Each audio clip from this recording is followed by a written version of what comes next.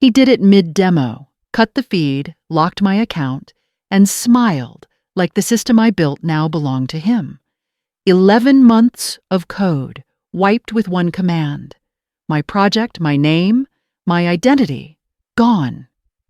The board clapped for his leadership, and I walked out holding nothing but the silence he mistook for defeat. But in every system, there's a trace the thief never checks. One line of code he can't rewrite. Before I continue my story, where are you watching from? Hit like and subscribe. This one's about justice written in code. The lights in the demo room were too bright, the kind that made glass walls look cleaner than they were. I'd spent 11 months building the AI audit system that stood behind me, its code lines scrolling in quiet rhythm, my heartbeat mirrored in every algorithm. It was supposed to be our breakthrough, a self-verifying audit platform that could detect fraud, compliance breaches, even hidden code injections across entire networks. But before I could finish my sentence, Mark Drayton, our CFO, stepped forward with that easy executive smile, the kind trained for boardrooms, not battlefields. "We'll take it from here," he said, and with one swipe on his tablet, my screen went black. "Your credentials are suspended. We can't risk another leak." He didn't look at me when he said it. No one did. The silence that followed was louder than the servers humming behind us. My team stared, some confused, some pretending to check their phones. He didn't explain, didn't accuse, just erased me in one motion like I was a typo in his presentation. The system rebooted with a new splash screen, Drayton Audit Shield v2.0. My design, my framework, my architecture, now branded under his name. I felt my chest tighten, not from shock, but from the quiet knowledge that he'd planned this. The demo had been rescheduled twice. Access permissions had been glitching all week. I should have known. He'd stolen my launch to crown himself. The board applauded. Words like initiative, vision, and agility bounced across the glass. I stood there, hands still on the console, the cursor blinking in the corner of a screen I no longer owned. 11 months of nights, forgotten birthdays, caffeine, and silence, all reduced to one stolen applause. "We'll handle the rollout," Mark said, still not meeting my eyes. "You can collect your things from IT." That's when I realized I was being erased publicly, not quietly. And the applause wasn't for him. It was for the lie that buried me. I walked out before the cameras could catch the tremor in my hands. Every step down that glass hallway sounded like a countdown. My badge pinged red at the exit gate. A small, cruel confirmation that I'd already been locked out. Outside, the California sun felt too bright, too careless, as if it didn't notice careers could end in seconds. My phone buzzed with a notification from the company channel, a clip of the demo already circulating with the caption, "When the boss saves the project." I didn't open it. I didn't need to see their laughter to know it was there. I'd seen this pattern before. Men like Mark, allergic to being outshined, skilled at turning competence into threat. But this time, the silence didn't feel like defeat. It felt like storage. Data never really disappears. It just waits in another directory, hidden until someone knows where to look. Somewhere inside that stolen system, a trace of me still lived. A watermark, embedded deep in the code, invisible to executives, but not to engineers. He thought he'd deleted me. He'd only disconnected the surface. The first night after it happened, I couldn't bring myself to turn off the company chat feed. It was like pressing on a bruise to make sure it still hurt. Every few minutes, another post surfaced.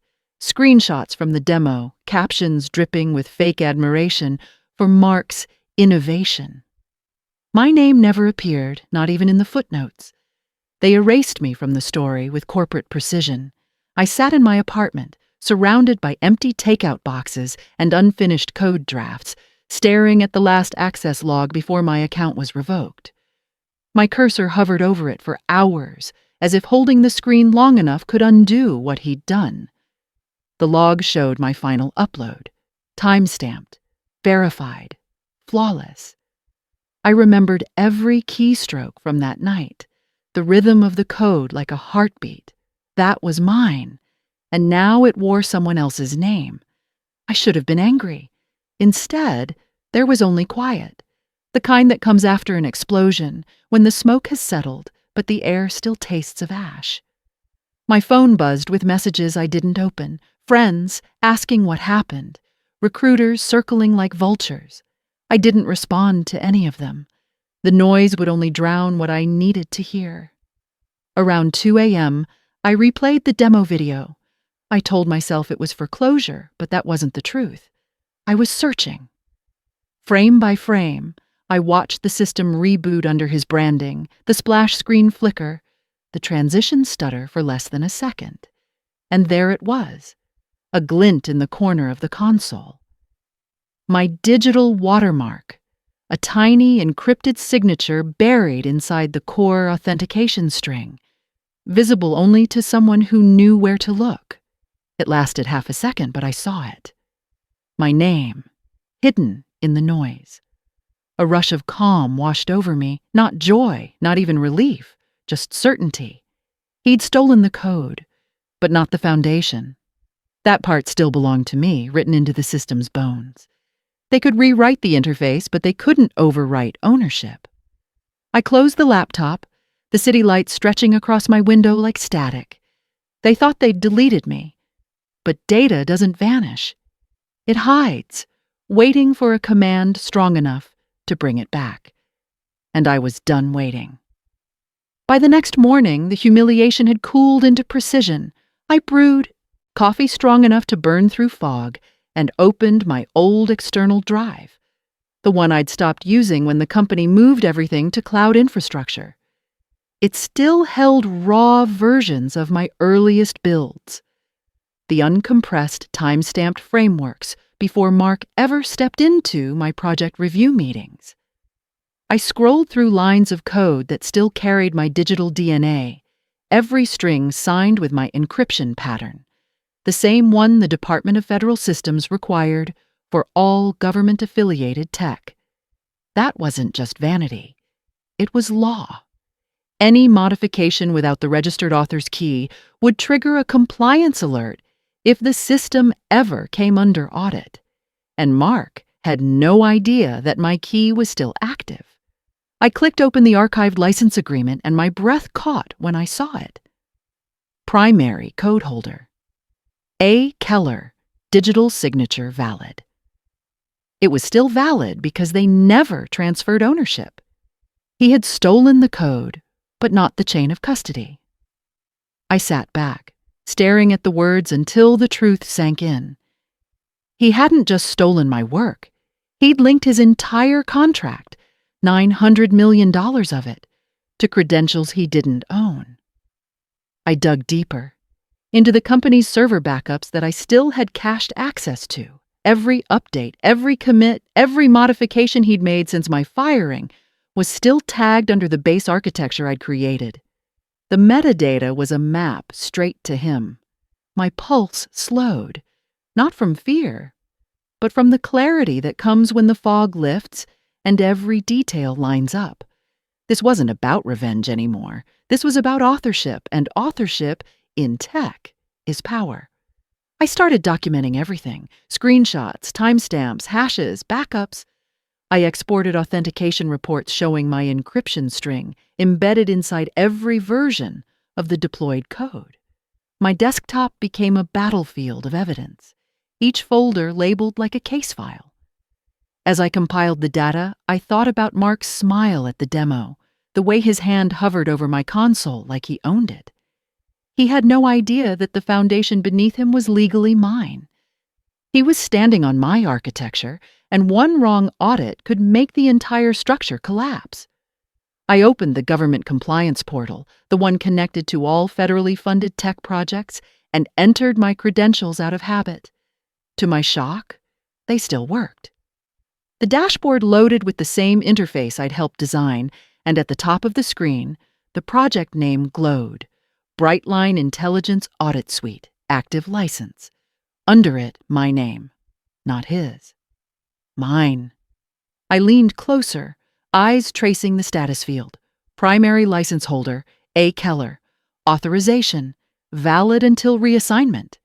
No reassignment had ever been filed. No revocation submitted. My access wasn't gone. It had just been forgotten in the shuffle of arrogance and assumption. Mark had never thought to check. He assumed deletion meant power. He never understood that. Authority doesn't vanish when you fire someone. It expires only when you revoke the rights they built into the system, and he hadn't. I felt something shift inside me, calm, deliberate, like the click of a lock. I didn't need to scream or threaten or leak a thing. I just needed to act within the code that already existed, the one I wrote. I drafted a report to myself, a mock audit that mirrored what an official investigation might look like: violation flags, license mismatch warnings, trace logs. The evidence was overwhelming. By the time the sun dipped behind the city skyline, my screen glowed with organized proof, every file named with a timestamp and checksum. If I submitted this to the compliance authority, it would take one query to verify everything, but I didn't hit send. Not yet. Timing mattered more than anger. For now, the data sat quietly, breathing under encryption, waiting for my next move. I didn't have to fight him in public. I could make the system fight for me. I waited 2 more days before moving. Patience was a muscle I'd learned to build in silence. During those 48 hours, Mark held 3 press interviews about his new audit technology, boasting about its accuracy, its security, its compliance potential with federal partners. I watched one clip on mute. The arrogance was almost clinical. Every line of his rehearsed confidence sat atop stolen work. He had no idea that the same system he was praising was one command away from shutting itself down. Late that night, I opened the compliance dashboard again. The license field still blinked with my name. I stared at it for a long moment, fingers hovering over the keyboard. Then I typed a single verification command into the portal. Verify license Zosh's authority, Project Brightline, Zosh Audit. The response appeared instantly. Authority, Keller A, valid. Primary holder detected. Beneath it, the secondary alert. Dependent systems may be paused if verification request is initiated by the original holder. That was the clause, the one no one ever remembered, because it was buried deep in the federal protocol documentation. It wasn't designed for revenge. It was designed for accountability, to freeze compromised systems before release. I had built it myself years ago. I clicked Proceed. The system prompted a warning. Are you sure you wish to execute? I smiled. Yes. The command executed silently. No alarm, no alert, no fireworks. Just a single line of system response. Compliance verification in progress. Authorization locked. On the company side, every connected module would now be frozen until my authorization cleared it. I leaned back in my chair, the glow of my laptop washing over the empty apartment. It was done. I didn't even feel excitement, just a strange, quiet satisfaction, like aligning a chess piece I'd been holding since the beginning. Within hours, the ripple began. By morning, news headlines were shifting tone. Brightline. Project faces temporary deployment delay. I refreshed the feed. Mark's face appeared in a short clip, explaining the routine compliance check that had temporarily postponed rollout. Routine. That word made me laugh under my breath. He had no idea the audit had been triggered by the same person he'd tried to erase. Beneath his calm, I saw it, the flicker of unease behind his eyes. Somewhere in his inbox, a notification was waiting. License verification required. Original author authorization pending. I could almost picture his confusion as he called IT, demanding to know why his credentials no longer worked, why his admin clearance had suddenly dropped to view only. And still, I said nothing. No messages, no confrontation. I didn't need to. Systems speak louder than anger. That afternoon, the board scheduled an emergency internal review. The project's $900 million contract couldn't move without compliance clearance, and investors were already asking questions. I knew this because the compliance server copied all internal escalation threads to the original author on record.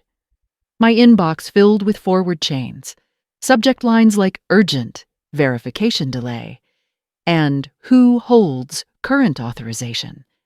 I didn't reply to any of them. I wanted them to look. I wanted them to see the line of code they'd ignored, the one that still carried my signature. Around 6 p.m., I received the first email directly from Mark. The subject line was short, "Need to talk." I didn't open it. The next one arrived an hour later, longer, desperate. "Anna, please, this is getting out of hand. The contract team is threatening penalties. We need your cooperation." I deleted it without reading further. By midnight, the story had reached the financial press. Investors were calling it a governance crisis. The system freeze had tripped a compliance trigger that automatically notified federal oversight. They were now reviewing every authorization log, every name tied to the project. It wouldn't take them long to notice mine. I sat in the dark, watching the city from my window. The lights below flickered like data streams, millions of small signals moving through circuits of glass and steel. I thought about the irony. The same code that cost me my job was now freezing the empire built on my silence. I opened the portal one last time to check the system log. The last entry read, "License status paused. Ethics review initiated. Audit trail activated." The cascade had begun. Mark would be spinning, making calls, promising resolutions he couldn't deliver.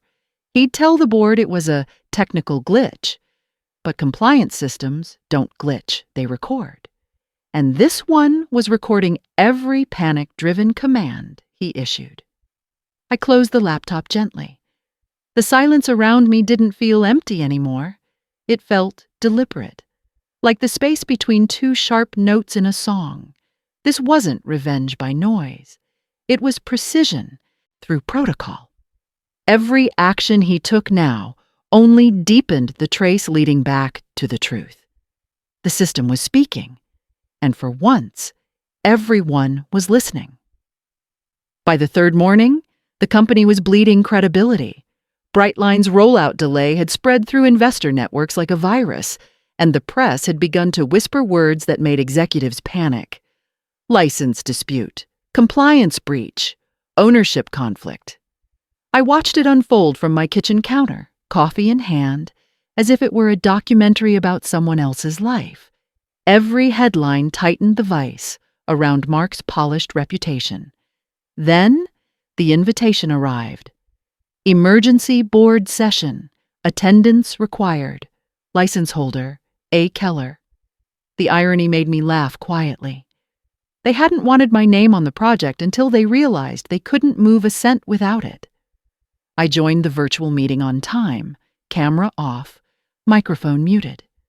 12 faces filled the grid, directors, investors, legal advisors, and, in the center, Mark.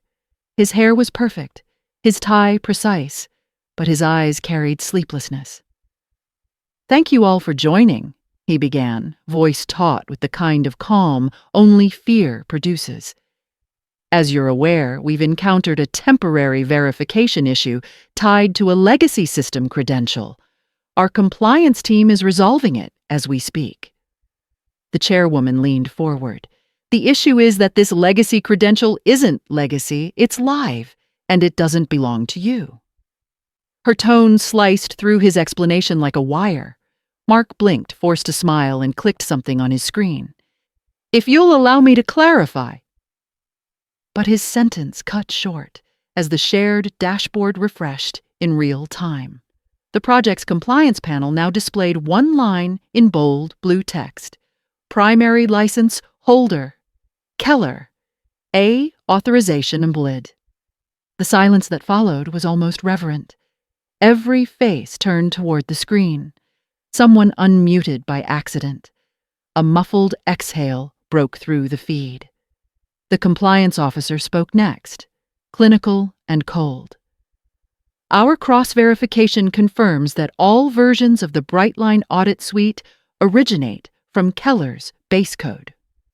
Unauthorized modification of a registered federal license constitutes violation under Section 12 of the Cyber Integrity Act. Any further deployment will result in an automatic investigation. Mark's composure fractured. "That's absurd," he snapped. "She doesn't even work here anymore." The officer didn't blink. Employment status doesn't affect authorship. Only reassignment paperwork does, and we've found none. The board murmured, a low rustle of disbelief. The chairwoman's voice cut through. "Mr. Drayton, did you know this when you presented the project to us?" He tried to recover, his words tumbling faster than his logic. "It was an oversight. A technical holdover from early development. A holdover that just froze $900 million. In federal funding?" one investor shot back. His silence was answer enough. I unmuted then, my voice steady. "It wasn't a holdover," I said. The sound of my own name on their screens made Mark flinch. "That system carries a compliance clause I embedded for accountability. It's designed to trigger a review if tampered with." "You triggered this?" he asked, disbelief laced with accusation. "No," I said. "The system did." A murmur rippled across the board as the meaning sank in. The compliance officer nodded. "That is correct. The verification sequence was executed automatically under the code author's credentials." Mark's voice rose. "You're implying intent." "We're confirming authorship," the officer interrupted. The chairwoman leaned back, her decision already written across her expression. "Mr. Drayton, the trust fund is suspending your financial authority pending full audit." His jaw tightened. "This is a misunderstanding." "No," I said softly. "It's a record." The boardroom chat exploded, directors demanding status updates, investors citing contract breach clauses. Mark's voice drowned under the flood. He looked smaller with every word he couldn't control. I stayed quiet, watching the chain of cause and consequence unfold exactly as designed. When the chairwoman spoke again, her tone carried no emotion. Effective immediately, project leadership is reassigned to the original license holder, Anna Keller, until compliance clearance is restored. The feed went still. Mark's image froze mid-blink, his connection glitching, as if the system itself refused to carry his defense. I closed the meeting tab without waiting for him to speak again. My hands didn't shake. The system had spoken for me, and its verdict was final. The next 48 hours unfolded like controlled aftershocks. The audit report moved faster than gossip, crossing desks and inboxes before anyone could contain it. By Monday morning, Mark's resignation hit the internal feed under the bland title, Leadership Transition Announcement. No acknowledgement, no apology, just an exit masked as formality. The board reached out the same afternoon, requesting a private call. When I joined, the room felt different. The tone wasn't defensive this time. It was deferential. The chairwoman spoke first. "Anna, the system you built has not only saved this company, it's preserved our credibility. We'd like you to take full technical authority over Brightline moving forward." "Authority?" I asked quietly, though I already knew what she meant. "We're offering you the CTO position," she confirmed, "with unrestricted control over infrastructure and security. Your protocols will define company standards." I didn't answer right away. Power didn't tempt me. Precision did. On my terms, I said finally. She nodded. State them. I leaned forward, each word deliberate. Full reinstatement of transparency protocols, mandatory quarterly audits, no discretionary bonuses tied to metrics outside compliance. And I choose my own team. Silence stretched. Then Morrison, the lead investor, spoke, his voice steady. Approved. Just like that, the structure I'd built from isolation was now their foundation. I ended the call and sat still for a moment, letting the hum of the city outside fill the quiet. Revenge hadn't been the point. Architecture was. Building systems that outlast corruption, code that records truth even when people lie. I'd written those rules into the machine because I didn't trust people to follow them. Turns out, I was right. The next week was a blur of restoration. I reinstated the original security framework, cleaned the data chain, reactivated suspended employees Mark had quietly sidelined. Every correction I made left a visible trace, a kind of digital scar tissue that reminded the system of what it had survived. Late one evening, while finalizing the infrastructure report, a message appeared in my inbox from the board. Welcome to the helm. Effective immediately. No fanfare, no ceremony. Just a confirmation line written in the same sterile tone the company had once used to erase me. I smiled at the symmetry. The system was clean again, compliant, alive. In the quiet glow of my office monitors, I ran one final verification command just to watch it respond. Authorization. Keller A. System integrity, 100%. The line blinked once, steady and blue. This wasn't just my victory, it was proof that creation could defend itself if built correctly. I didn't rewrite the company's code for revenge. I rewrote it so no one could ever steal it again. A month later, I walked into the same building that once locked me out. The receptionist smiled like nothing had happened, but the air felt different, lighter, sharper, aware of new rules humming beneath its surface. My name gleamed on the frosted glass door. Anna Keller, Chief Technology Officer. I paused, fingers brushing the etched letters, not out of sentiment, but recognition. Power doesn't erase the past. It reframes it. Inside, my office smelled of ozone and coffee, the familiar mix of circuits and control. On the central console, the system I'd built was running its nightly audit, a steady hum under the silence. I entered a single command, verify authority. The response appeared instantly. Code verified. Keller authority.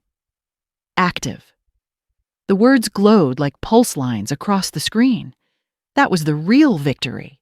Not the title, not the corner office, but the proof that what I built still knew my name. I opened the window, letting the night air mix with the hum of the servers. Across the skyline, other towers blinked their own patterns of light, all connected by systems that would never know the hands that shaped them. I wondered how many others had been erased by men like Mark, how many quiet architects had watched their work rebranded under someone else's signature. My inbox chimed. A new message, no subject, just 2 words. You win. I didn't need to check the sender. I closed the message and powered down the monitor. Revenge didn't need acknowledgement. Integrity did.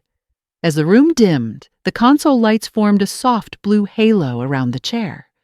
I thought of the night he deleted my access, of the moment silence became strategy. What he never understood was that code remembers.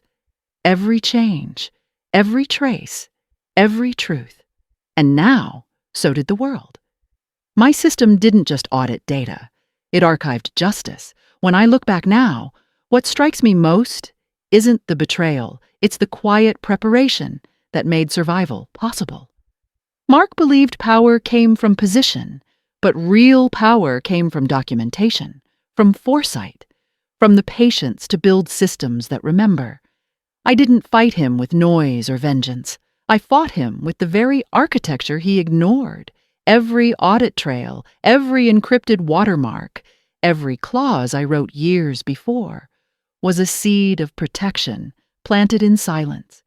That was the hidden strength, preparation that looked like routine, but turned out to be armor. It cost me more than time. It cost trust. After you see how easily someone can rewrite your name out of a system, you stop assuming honesty lives in titles. I learned that protection isn't paranoia, it's responsibility. In a world that rewards presentation over precision, being quietly meticulous is the most radical form of defense. My victory wasn't about taking a title or watching him fall. It was realizing that systems, when built with integrity, defend those who built them. Mark's downfall wasn't my doing. It was the result of his own shortcuts. He saw the code as property, not principle. That arrogance made him fragile, while patience made me permanent. The lesson is simple. If you build truth into your work, it will stand even when you can't. And when those who cut corners collapse under their own speed, your silence will already have spoken. How to get started today. Document everything. Keep clean, time-stamped records of your contributions, projects, and communications. Facts outlast arguments. Build with integrity. Embed accountability and traceability into your systems, processes, or habits. Future, you will need that proof. Practice. Quiet patience. Power moves in silence. Learn to observe before reacting. Timing is often the sharpest tool you have. Audit yourself regularly. Know your own weak points before others do, whether it's in skill, data, or boundaries. Before you go, what's one hidden strength you've underestimated in yourself? Drop it in the comments, hit like, and subscribe for more stories about resilience, integrity, and quiet power.